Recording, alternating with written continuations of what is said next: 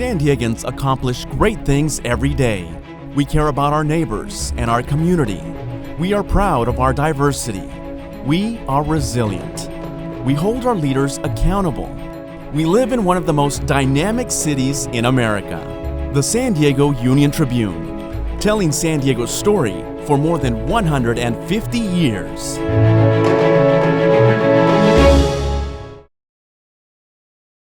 Hello, I'm Dr. Gail F. Baker, Vice President and Provost at the University of San Diego.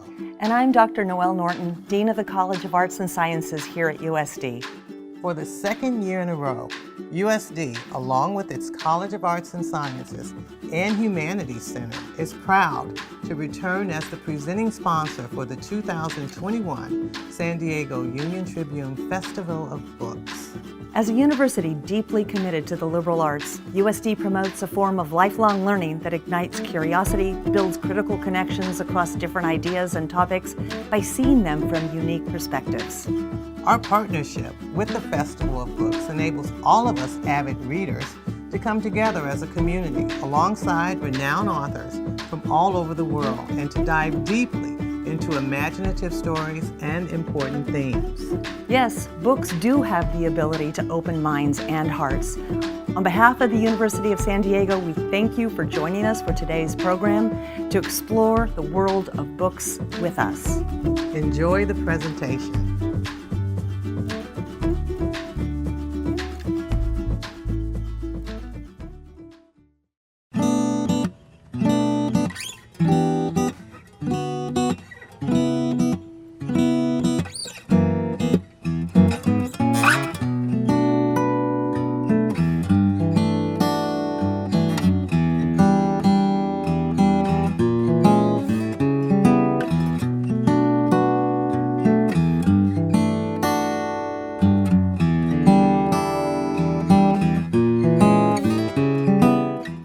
Hi everyone, my name is Trevor Jones. I'm a librarian with the San Diego Public Library, and welcome to the San Diego Union-Tribune Festival of Books.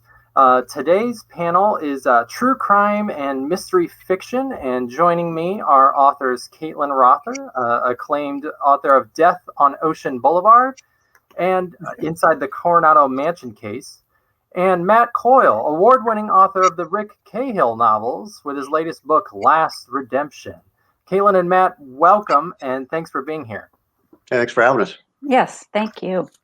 So I have some specific questions pertaining to each book, but just kind of trying to bring the two of you together with some responses first. I thought whoever would like to go first.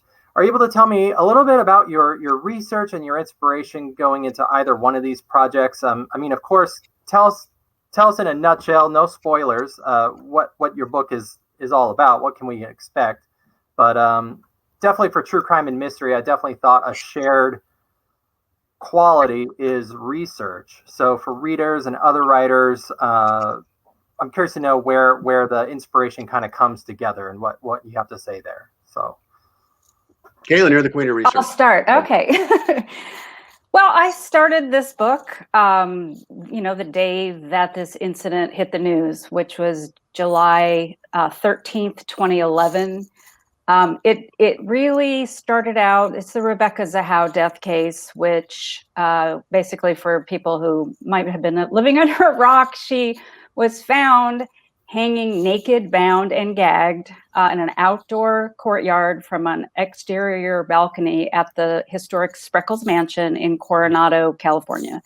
So basically, a very bizarre, strange case. It's gone on for years. The sheriff's department declared it a suicide, and her family says, no, it was definitely a murder. So it has been in the news. There was a civil trial in 2018, and during that trial, the owner's brother, the owner is Jonah Shacknai, his brother is Adam Shacknai. He was the one who called the 911, made the 911 call. He was found responsible in civil court for her death, but he says he was wrongly convicted and still is trying to prove his innocence and clear his name. So there's a lot of debate. A lot of people think it was a murder. The authorities are still saying suicide. So it continues today. There's another lawsuit that's still pending in court. So it's my research is actually continuing because the case isn't even over yet. So that's really interesting, and how research just goes on and on, especially when it comes to yes. true crime. Matt, how about yourself? Can you tell us a little bit about this novel and kind of research where it plays into fiction? Sure. First of all, I want to say that Death on Ocean Boulevard is a great book, and Caitlin's a great true crime writer. Oh, thank you. So I'd say, yeah. And I don't want any U2s later. Sort of taking over for Anne Rule, in my opinion. Anyway. Oh, thanks. Yeah, I write a Private Eye, and Last Redemption, which comes out in November, is the 8th book in the series. So there's a lot of backstory, obviously, up and down with this guy. You can't read it as a standalone. I'm always happy when reviews come out for every book that says you can read as a standalone. This particular book is a standalone because there's a lot of baggage this character Rick Cahill carries. In this book, he's in a completely different place than he's been in a long time. He's in a happy, committed relationship, which for him is pretty hard to believe. But he's kind of, because of that, and this is on the first page, so it's not really a spoiler, his girlfriend is pregnant. They're going to get married, and she's pregnant. And so he's in his early 40s. She's just a year younger than him. And his wife had been murdered almost 20 years before. And he thought he's never going to have kids. He's never probably going to be in a successful relationship again. And his girlfriend, Leah, had a couple of miscarriages when she was in an earlier marriage. So neither one of them really expected they're going to be parents. And so this is on the horizon. It's kind of a good time, exciting time for Rick. But because he's in this relationship and he's going to be a father, he's sort of scaled back the kind of cases he normally takes as an investigator. He's just doing background checks for big corporations, and it's paying him okay, so he can handle it. But in this book, he gets a call from a friend, and I wanted to kind of tie in the subplot. I wanted to tie in the familial aspect because of Rick's pending fatherhood, and his sometime partner, Moira McFarlane's son, has gotten entangled in a situation with his girlfriend, and she asks Rick to follow him, surveil him. Just to make sure he's not breaking the temporary restraining order that's been put on him. And as happens in most PI books, and certainly in mine, that expands into something much bigger, which ends up having to do with DNA research and the biotech industry in San Diego. For that, I had to do some research. I'm a proponent of research. I just don't like doing it that much, although I don't mind getting stuck down a rabbit hole to waste a half a day of writing. But when you're writing mystery fiction, you just want to you need to get kind of a big circle when you're researching, and then you got to whittle it down to just the important things that give your book some truth. I can't say that word. And so I had to investigate the biotech industry a little bit, and it's fascinating. The idea of this is that there's potential for a DNA test that can tell people they're going to have cancer and what kind of cancer it would be, and all the ramifications with that, which would happen with throughout the medical industry. And luckily, my publishers both have a background in pharmaceuticals, and one is a doctor. So they helped me a lot, actually, with my research. Basically, what I did is I wrote some stuff. I did research online, of course, wrote a bunch of stuff, and I sent it to them. I go, hey, how's this? So I was pretty close on most of it. So I was happy about that. Wow. Gosh. So I want to come back to that. And I think now we kind of touch on the biotech. So both of these books are just utterly perfect, I think, for the San Diego Union-Tribune Festival books, because they're very San Diego. They're very Southern California. Caitlin, your book is a focus on this very famous case that brought a lot of exposure to Coronado. For San Diegans, we know Coronado as this place. Maybe for readers beyond that need some delving into. And Matt, your book brings out some of that mystique of like our region's biotech into Rick Cahill's world. What should San Diego readers know before like picking up these books, or what do you think is kind of there? I know Matt, like your book has a lot of street names that for me, I right away like, oh, I know where that is, and it's this like sense of place. So and then conversely, anything non-San Diego readers should maybe know that you can kind of bring to bear. whoever, Matt, you want to take it first? Sure. I would say, this is actually the second book that's had the main focus, the main plot has had something to do with the biotech industry that I've written. I think it was my other one was my fourth or fifth book. And really up until then, a brother of a friend of mine was in the biotech industry, but I didn't really pay much attention to it. But, it's a big part of San Diego's economy. Mm-hmm. And the more I got into it, the more interesting it became to me.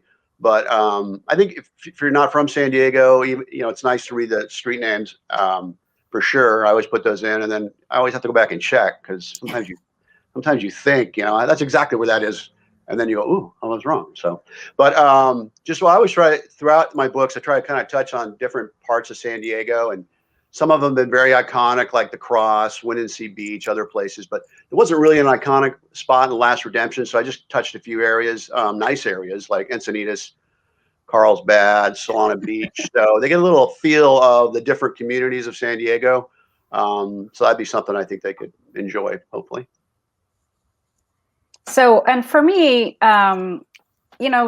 Coronado is really a small, very small town. I mean, it's supposedly got 24,000 residents, but I'm not even sure if that's counting the tourists that come in the summer.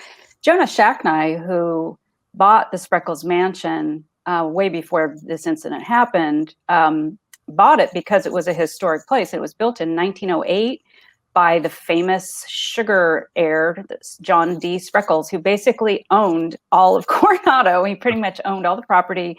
He built the Spreckles Theater was named after him. A lot of downtown San Diego, I think he also had a big part in. He was just this huge businessman. His family was the richest family in California. He was the richest man in the county at this time in 1908. So that's an interesting thing about, the house. It was, they call it a mansion, but as the sheriff said to me, it's not like you would think of the kind of mansion in Hollywood, which is glitzy and ostentatious and well-maintained. It was a very old house. There was mold around the bathtubs. That's what Sheriff Corr said to me. I haven't actually been inside. It's been renovated several times. It's being renovated again right now. But anyway, what I wanted to say, though, about what readers should know about the book and the case that I've written about is that there was a lot of misinformation, speculation, conjecture, both, especially nationally. There have been a lot of documentaries. There's been a lot of media coverage. There's been a lot of debate online on various true crime forums where armchair detectives want to hop in and try to solve the case and talk about evidence. But the sheriff's department really did not release very much information at all, because they said it was to protect the privacy of the Zahau family, but the Zahau family actually felt like they didn't even know what they needed to know. And so when they filed this civil suit in 2013, it was based on what little they knew, and that those theories changed even during the trial in 2018. So my goal in writing this book was to really get the real facts out there. What was the real evidence? And some of these theories that are out there, may not make as much sense once you realize the actual forensic evidence, which I go into in great detail. But I do lay out the various theories, such as, there was a little boy who died within 2 days of Rebecca's death, and it's a long and involved story. But you have to look at those two deaths together. They are definitely intricately related, in fact, potentially mutually causal. And so there's a lot of backstory, a lot of information that I've introduced for the first time in this book about all the characters that nobody knew before, especially about Rebecca Zahau. So I think the book is, I wanted it to be eye-opening. It's been very surprising for a lot of people. I've had a lot of readers say I've gone back and forth numerous times, whether it was a suicide or a murder, So that's what I think people should know, and be ready for a roller coaster ride. Wow. Yeah, what do for police investigators, they say, well, we have to go where the evidence takes us. And if you're someone on Reddit, you may not know all the evidence. Exactly. So you're not going to go anywhere. So that's really fascinating, and that's a testament to the book, bringing out all those details, which helps me segue to my next question. So Caitlin, again, this one was for you, and then Matt, I got another one for you after that. So this book's very detailed. It was actually kind of almost overwhelming. True crime books, podcasts, documentaries, they're very hot right now. And so what do you think, like, for a season? I mean, it's a real case, right? It's about real human beings. This actually happened. But we also know, for true crime fans, that is part of the appeal.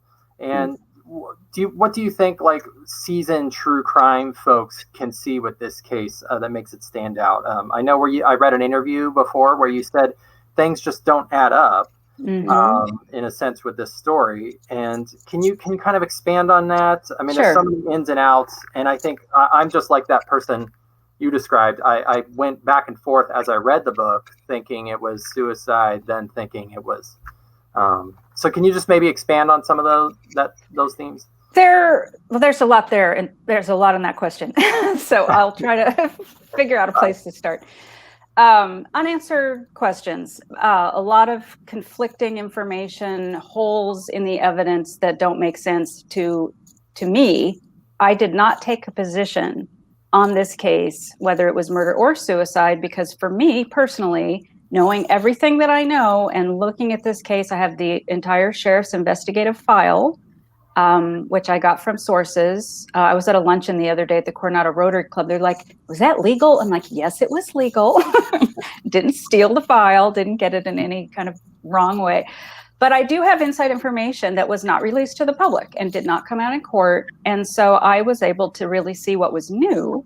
And also I could go deeper. And I did interviews, to supplement that. I also had the witness interviews that the detectives did, and I was able to then compare those to interviews I did myself. So, for example, Jonah Shacknai was interviewed twice in the first week of this incident happening, the day of and a few days later.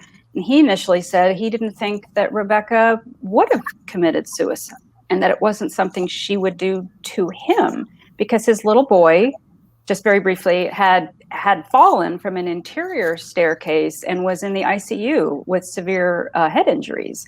And Rebecca was his support system. And he said, she was such a considerate person. I can't believe she would have done this while I needed so much support. I mean, I was in the hospital with my son, and she loved him and he loved her.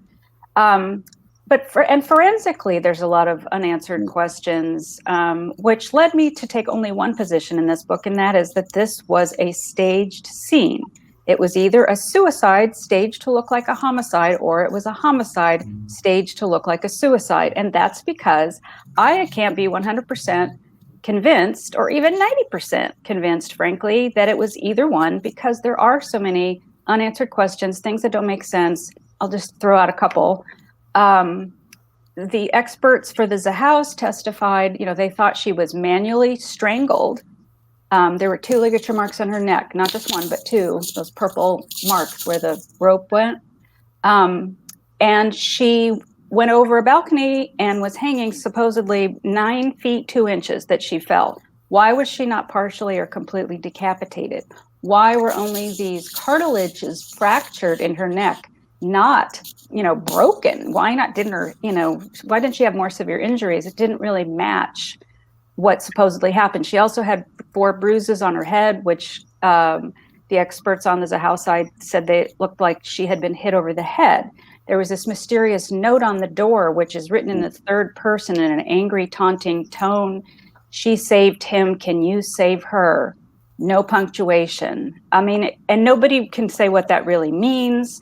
Is it a suicide note? Why was it written in the third person? So there's so many of these questions, and some of them we'll never have answers for, because she's gone. And there's a lot of people in this case who have agendas and reputations to protect. And I still believe, there's some secrets, because either way, suicide or murder, why was she tied up like that? Why would she tie herself up like that? And why would someone else tie her up like that specifically? Because it's demeaning, and she was naked, so just highly unusual and highly suspicious.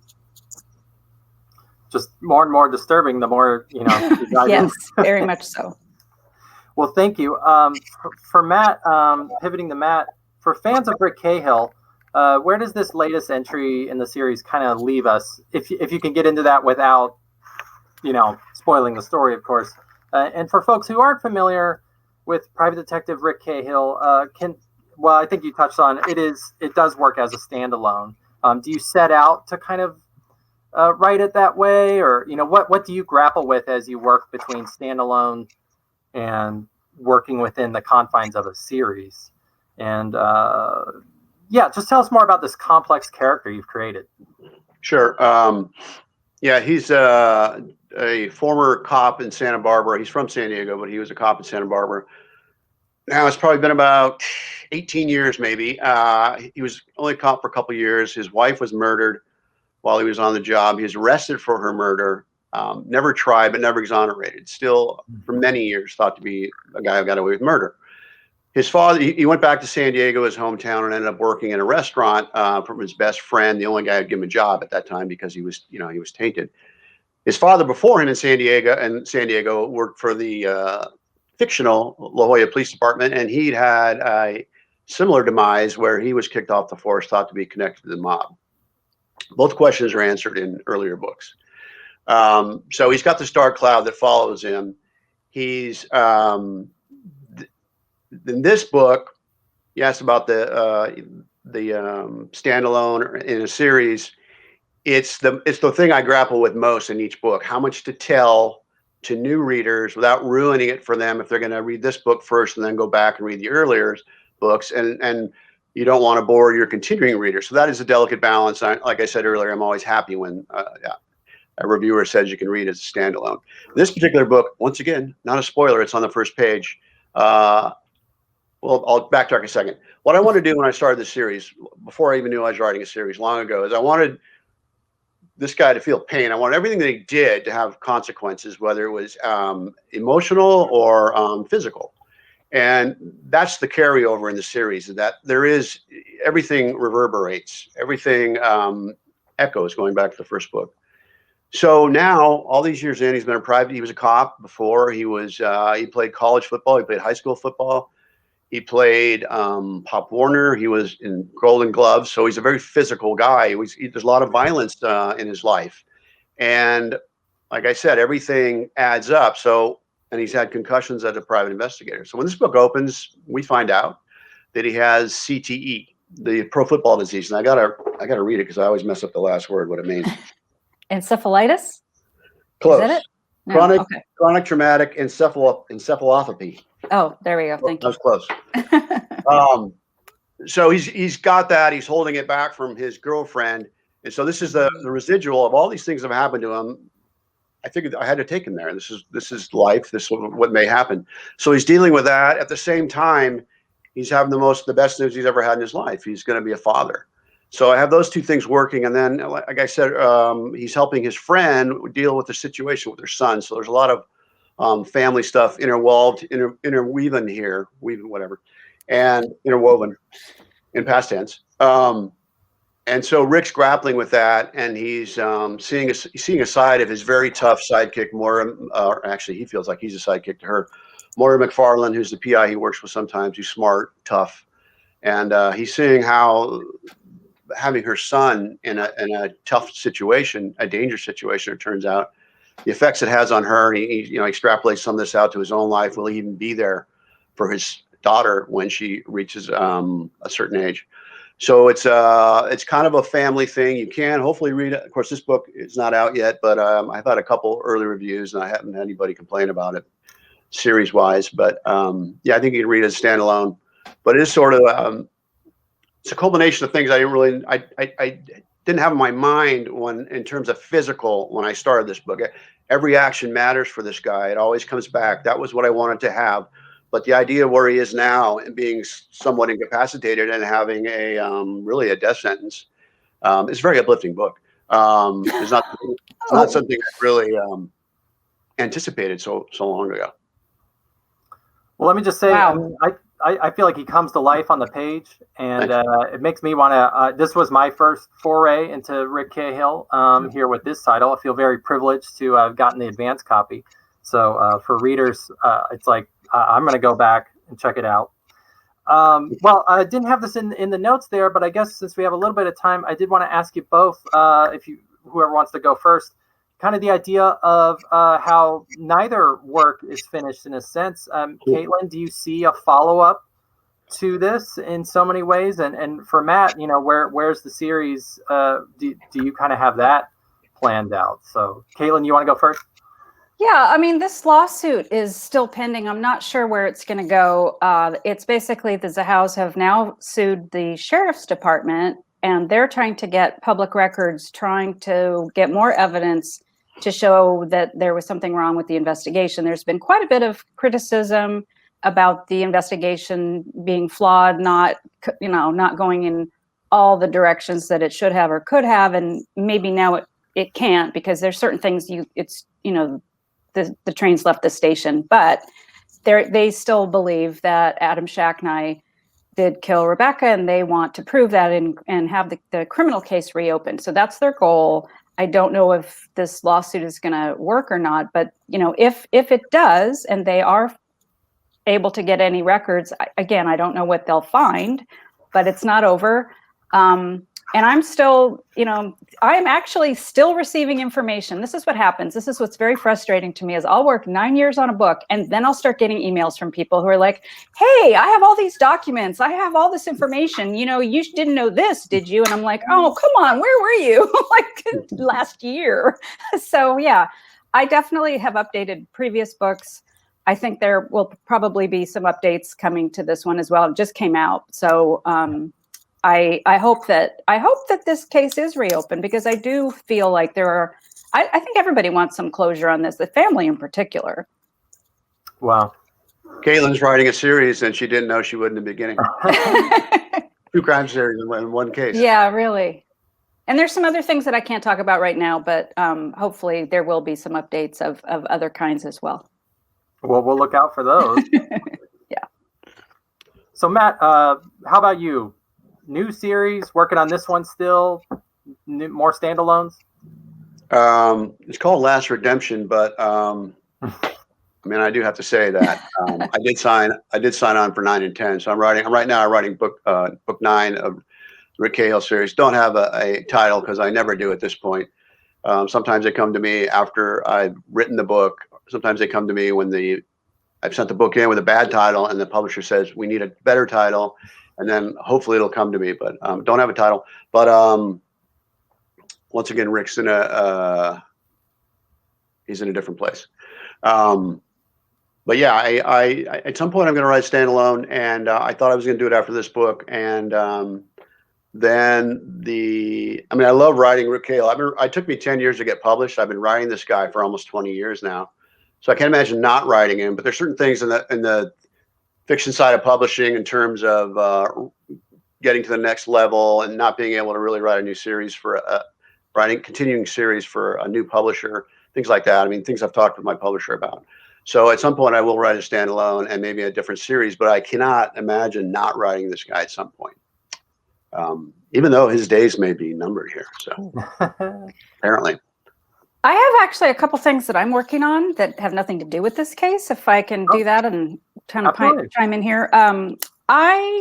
This is really kind of coincidental, but Matt and I went to the same high school. I don't know if you knew that. Not at the same time. I was in the same class as his sister. Right. So La Jolla High School is a great place, produces authors like us.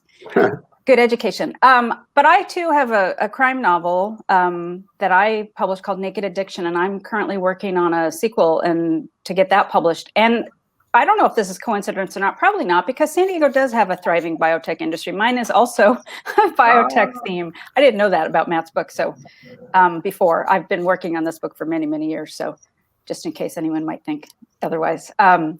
So that's exciting. And I'm also I've been working just as long on this book here and there on the McStay case, the family of 4 with the 2 little boys, 3 and 4 years old, who went mysteriously missing from their house in Fallbrook. Also in 2010, yes.